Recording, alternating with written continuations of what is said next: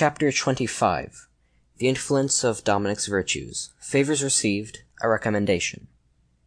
Even after such a brief description of his life, it will not be surprising that God deigned to honor his servant, Dominic Savio, with special marks of honor, which made his virtues shine forth the brighter.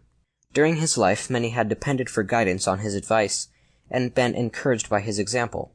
Others had recommended their intentions to his prayers, and they had often been answered in a striking manner. It was natural, therefore, that after his death, confidence in his intercession should rapidly spread.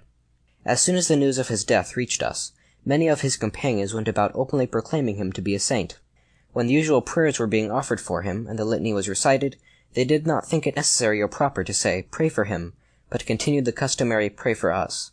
"Dominic has gone to heaven," they said, "and can need no prayers from us." Others said, "If Dominic, with his innocent life and good works, has not gone to heaven, who will ever get there?" Thus it was that by degrees he had become a regular model for the example of all, and was regarded as a powerful protector and intercessor in heaven. Almost every day I received accounts of temporal and spiritual graces received. Illnesses were cured, sometimes immediately. I myself was a witness of an instantaneous cure of yellow fever. This confidence in the intercession of Dominic was greatly increased by an assertion made in the strongest terms by his father. He says, "I was in the greatest affliction at the loss of my son, and was consumed by a desire to know what was his position in the other world. God deigned to comfort me.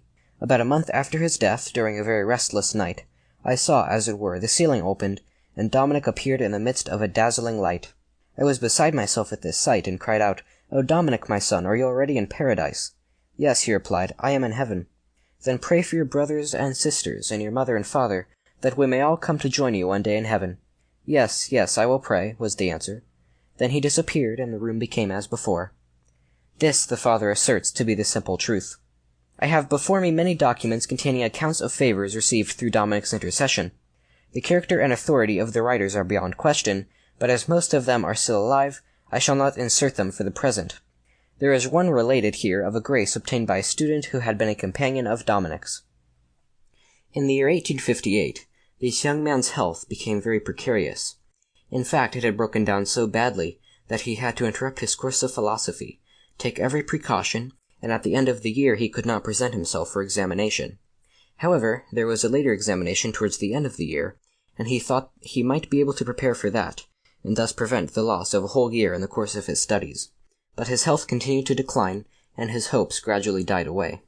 During the autumn vacation he had a change of air and rest, and this seemed to give him renewed strength, so that he returned to Turin and applied himself to his studies. But again his health broke down, and he was in a worse state than ever, so that he saw there was no possibility of application to study or of taking an examination. It was then, he says, that the accounts of the favors obtained by Dominic Savio struck me particularly, and I determined to make a novena to obtain the assistance of this former associate of mine. Certain prayers were said daily, and I made a special appeal on account of my previous intimacy with him, we having been in the same class, and striving for the first place. About the 5th day my health was suddenly much better, and I immediately took to my books. I seemed to master the subjects with great ease and took the examination. Nor was it a short-lived favor, for my health has remained since perfect, and 2 months have now elapsed since I was ill. I cannot but recognize that this grace was obtained from God by the intercession of my companion and friend. With this fact I shall bring the life of Dominic Savio to a close. In an appendix other favors are related, which seem to be conducive to the glory of God and the good of souls. But, dear reader, before parting, I should like to propose some little resolution, which may be of service to you and to myself and to others. I should like you to join with me to a resolution to imitate young Savio in the practice of the virtues which are compatible with our state. In his own position he lived a most happy, virtuous, and innocent life, which was crowned by a holy death. If we imitate his manner of life, we shall be assured of being like him in our last moments. But he is chiefly worthy of imitation in frequenting the sacrament of confession, which was his support in the constant practice of virtue, his guiding star through life, and his consolation at the hour of death. Frequent and devout use should be made of this sacrament so conducive to salvation, but every time we do so, let us give a thought to our last confession, in order to make sure that it has been properly made, and when there is need for so doing we should apply remedies to the defects. It seems to me that this is the safest means to spend happy days in the midst of the troubles of life, at the end of which we shall calmly await the moment of death.